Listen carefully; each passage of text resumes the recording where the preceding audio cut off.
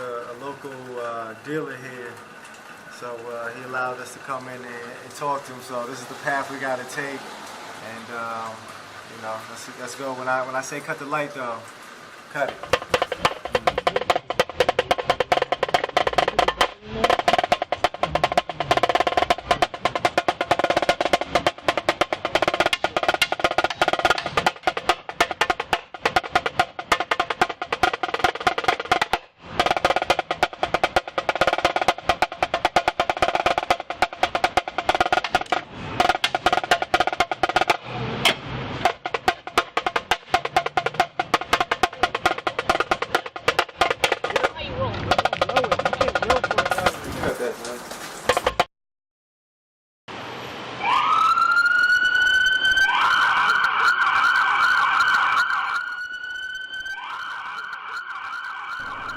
Recently, I've been following this story of the heroin epidemic, and you know, for myself, I always thought something that was in the past, something that, you know, people left alone.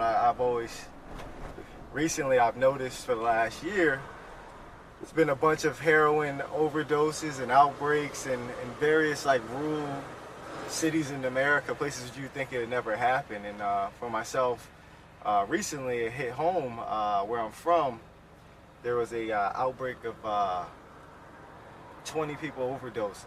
3 of those people died, and what I realized that when I started doing research for this is one of those people was somebody I grew up with, and this person wasn't anybody you would think has the markers for, you know, a drug abuser or let alone using heroin. And to find out, you know, fairly successful person in their early 30s, you know, down the street from my family's house overdose. I remember actually what I found out was I was actually outside the guy's house the day he overdosed. And I was sitting outside my family's home talking with my uncle, and there's all these ambulances and cops, you know, had the street shut down. And then I found out that it was because they were rushing him and his friends who had overdosed off this bad batch of heroin to the hospital. So I started to dig deeper, and you know, we'll see what I found out. We're gonna start with, you know, on the street level. We think that it's important, you know, from our perspective, that we're gonna get, you know, the participants from the dealer to the user. And I think if we understand those aspects, those people, we can understand how this thing has come back and why, you know, especially a drug that's considered, you know, I say dirty, if you will. Use, you know, typically intravenous drug use, you know, needles to use it, and you know, it's a process you have to put it through, and the effects are horrific. So I don't know, man.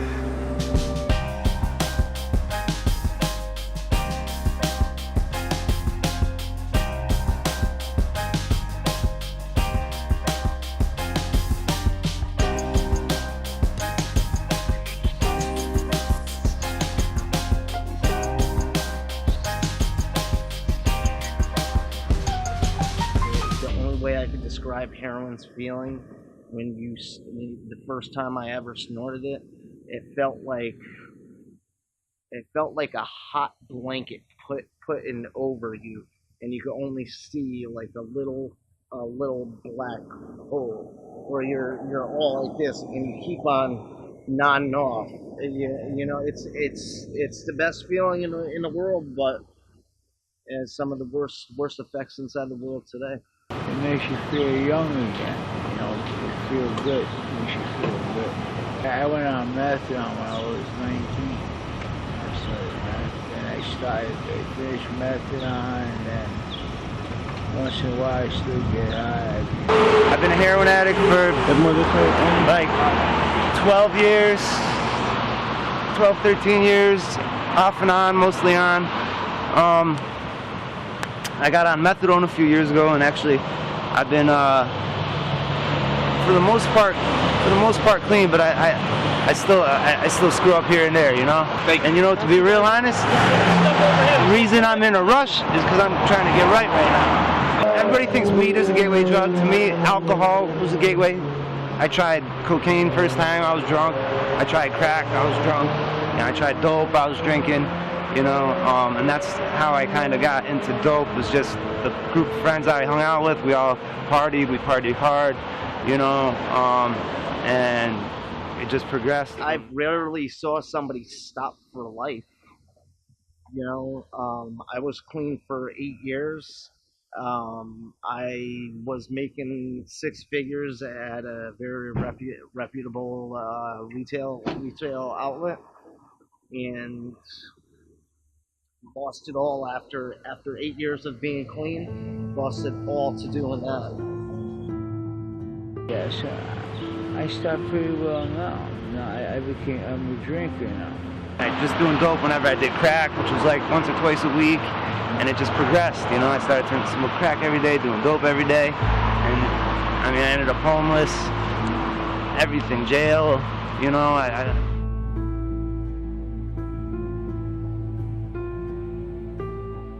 shot. I started shooting my friend. I shot about 2 years, I see. And then I couldn't get nothing. 3-4 days later, with no sleep, I ended up back in the mental hospital.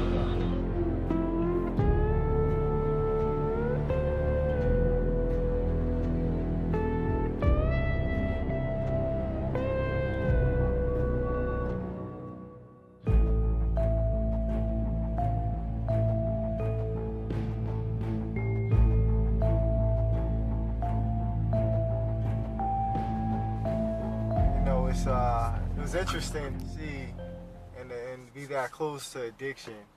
You know, I've had to deal with addiction personally in my family. I had a parent who battled with it, and it eventually took over them.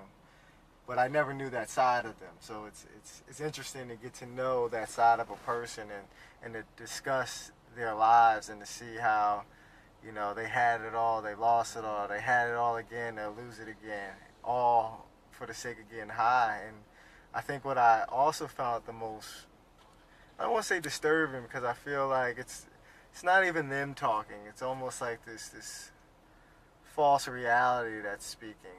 Even though they know what they're doing is dangerous, there's something, not even dangerous, deathly, that they're looking for the death. They're looking for the package that's going to give them the overdose, that's going to send them to the hospital the next morning. And, you know, the worst thing they find about that is the fact that the medication they're going to take to come off of that overdose is the worst part of that experience.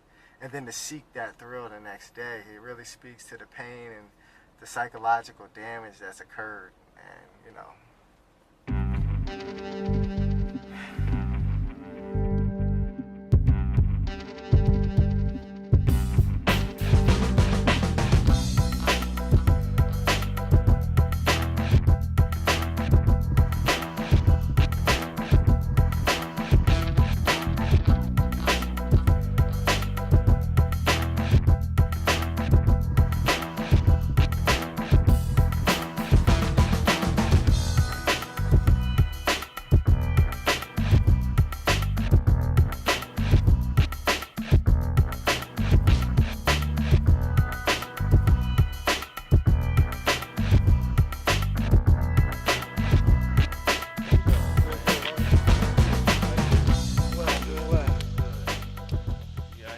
Today, huh? yeah, beautiful day.